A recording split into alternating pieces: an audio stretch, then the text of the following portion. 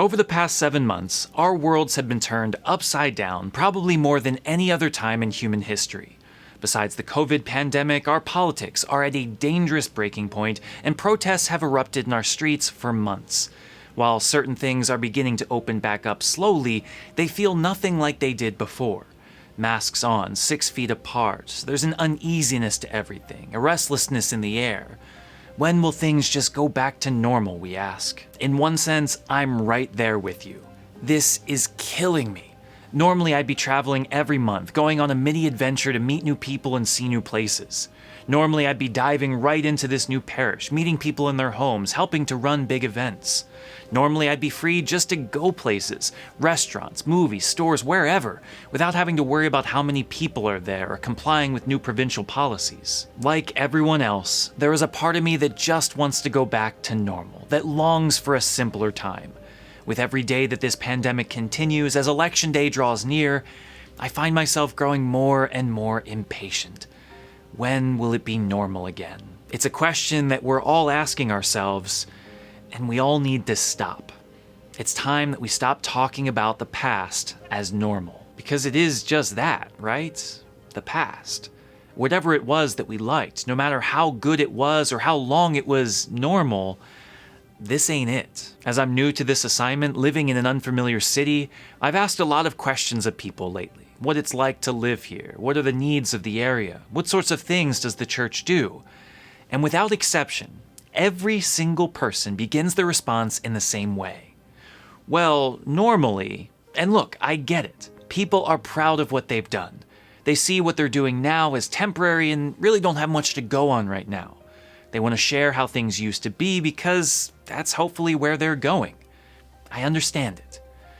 But 7 months into a pandemic, I'm really getting tired of hearing it. Frankly, I don't care what it used to be like, what you used to do, what people used to need. I don't live in a world that used to exist.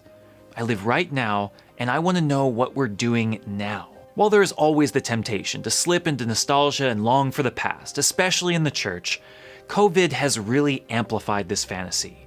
It has told us a lie that this is not normal and that all we have to do is wait things out and things will go back to the way they were. Forgetting, of course, that things will never go back to exactly the way they were. We've been through a traumatic event that will fundamentally change the way our society works. But maybe more importantly, forgetting that we have no idea when this will end, and so simply waiting for it to end means wasting a year or more of our lives. What we have now may not be what was normal before. It may be uncomfortable and stressful and just downright sad. But the fact of the matter is that it is all we have. Whatever we did in the past is gone, and so any energy spent thinking about it, longing for it, is time wasted in a fantasy world that doesn't exist, when we could be making the most of the normal right now.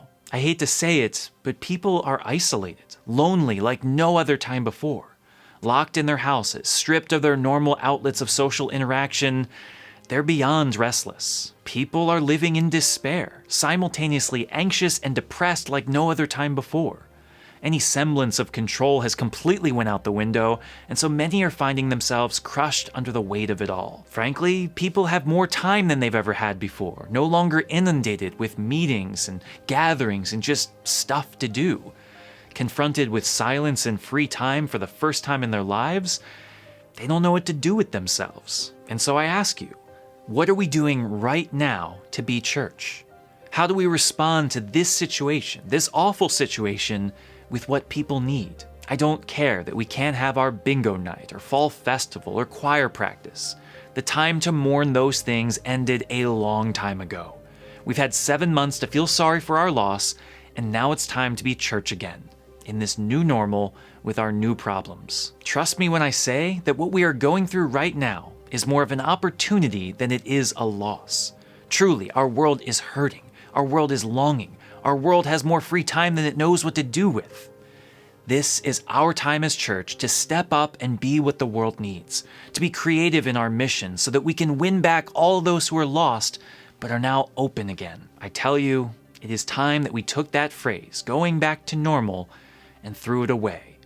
All it will do is distract us from being church right now. Because really, if we're honest with ourselves, So much of what was normal before wasn't that good anyway. As much as I would love to go back to the way the church was a year ago, in which people gathered in the church regularly, the fact of the matter is that the church has been in decline for decades. Mass attendance of 25% was considered normal, but it's awful. Teenagers being confirmed and never going back to church was normal, but it's atrocious. Churches existing for their own sake, with no charity or justice work, no social or theological formation. This was normal for many, and it's the reason that the church is so overwhelmingly irrelevant to the rest of the world. Being busy doesn't mean that we are busy with the mission of Christ. I have no interest whatsoever in going back to a normal if that normal means that our churches are simply places where people go because they think they have to, places that comfort but never challenge. I don't want to go back to that normal. The same goes for the way we approach politics in this country. So many people are sickened by the state of democracy today, how our president and Congress, our children, have made a mockery out of the state of law. We want to go back to normal, we say. But what normal? Was normal really that great in 2015?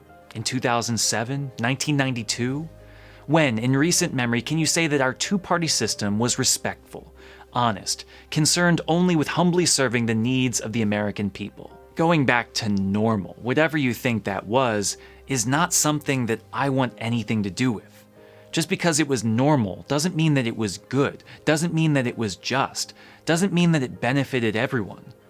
I don't want to go back to that normal. As much as I want the protests to stop, as much as I want our streets to be quiet again, the fact of the matter is that race relations have never been good in this country. For a long time, redlining districts was considered normal, even if unjust. Disenfranchising voters of color was normal, even if dehumanizing. The prison industrial complex is still considered normal by so many, even though it's nothing more than slavery. There is a reason that protests on race riots even, have erupted every few years. It's not just now. It wasn't just in Ferguson and Charlotte and Baltimore.